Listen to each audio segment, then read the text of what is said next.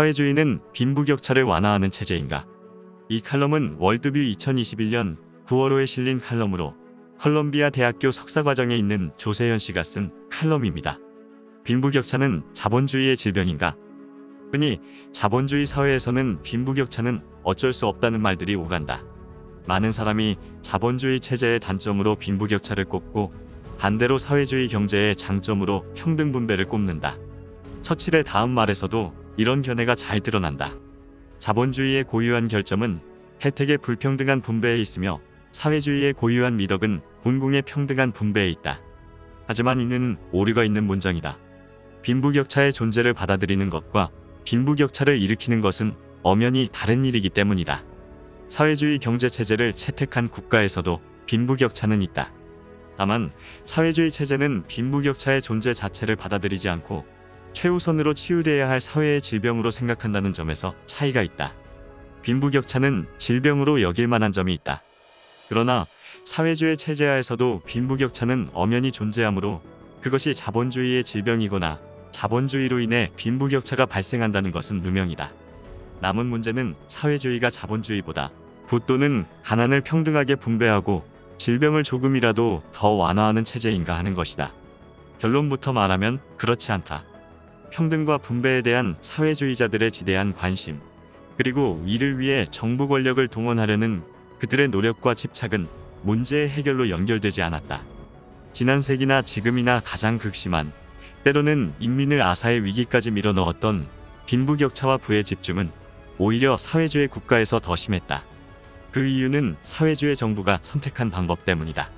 자산가의 기득권을 보호하는 가장 확실한 방법, 공급 축소. 자유경제 체제에서 공급을 축소하면 가격이 상승한다. 그러므로 생산이 축소되면 이미 많은 재화를 소유한 사람들은 누구보다 확실하게 보호를 받는다. 경쟁 재화의 출하가 늦어지면 소비자들은 신제품의 출하를 기다리기보다는 웃돈이라도 주고 재화를 구매한다. 이것이 자산가의 기득권이 공고해지는 과정이다. 복지는 근로자의 임금을 높인다. 일하지 않아도 한 달에 기본소득으로 200만 원을 준다면 새벽 시간에 일어나서 출근길에 오르는 생활을 그만두려는 사람이 많아질 것이다. 300만 원을 준다면 그런 사람이 더 많아질 것이다. 액수를 50만 원, 20만 원으로 줄인다고 해서 이 원리가 달라지지는 않는다. 근로임금을 포기하거나 그에 맞춰 일을 덜 하는 사람의 숫자가 보상의 액수가 클 때보다 약간 줄어들 뿐이다. 고용주는 기본소득을 보상하는 이상의 임금을 사업 비용으로 지출해야 하므로 고용을 줄인다. 우리는 이미 그런 현상을 보고 있다. 실업수당의 액수가 커지고 지급기간이 길어질수록 임금은 높아지지만 그 효과가 결국 소비자에까지 영향을 미쳐 임금 인상분을 무색하게 만들 정도로 재화의 가격이 상승한다. 이것이 실업수당의 가장 확실한 효과다. 높아진 임금 때문에 임금시장으로의 신규 진입이 어려워지는 것은 덤이다. 결국 가장 큰 피해를 보는 사람은 신규 구직자들이다.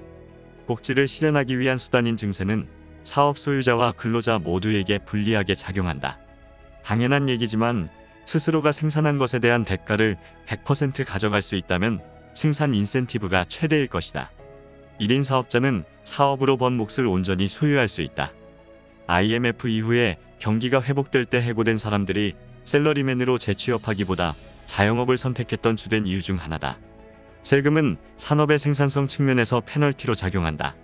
극단적으로 세율이 100%인 산업이 있다면 사업자 전원이 업을 포기할 것이다. 반대로 0%라면 자기 몫을 거의 다 가져갈 수 있으므로 신규 진입자가 아주 풍부할 것이다. 근로자들도 마찬가지다. 소득세가 아주 높거나 누진율이 아주 높다면 사람들이 그에 맞춰서 일하지 않거나 누진율에 맞춰서 능력보다 일을 덜 하는 방향으로 행동한다. 이처럼 복지와 증세는 사업자와 근로자들의 생산에 대한 인센티브를 축소해 재화의 공급을 줄여 이미 자산을 형성한 사람들의 기득권을 공고히 하고 그렇지 못한 사람들이 재화에 대해 과도한 대가를 지불하게 만드는 결과를 낳는다. 이것이 신사회주의 정치인들이 원하는 결과인지는 모르지만 부호와 다른 결과를 가져온다는 것은 분명하다. 사회주의 분배정책의 필연적 비결, 무력 개입과 극단적 빈부격차. 사회주의가 인기를 얻는 가장 큰 미끼는 경제적 평등이다. 이 평등 목표 달성을 위해서는 복지와 증세라는 국가의 강제 개입이 필수적이다.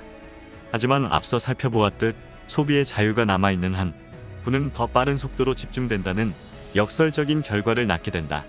남은 방법은 소비의 자유를 제한해 시장 가격 형성 과정과 가격 자체를 없애는 것이다.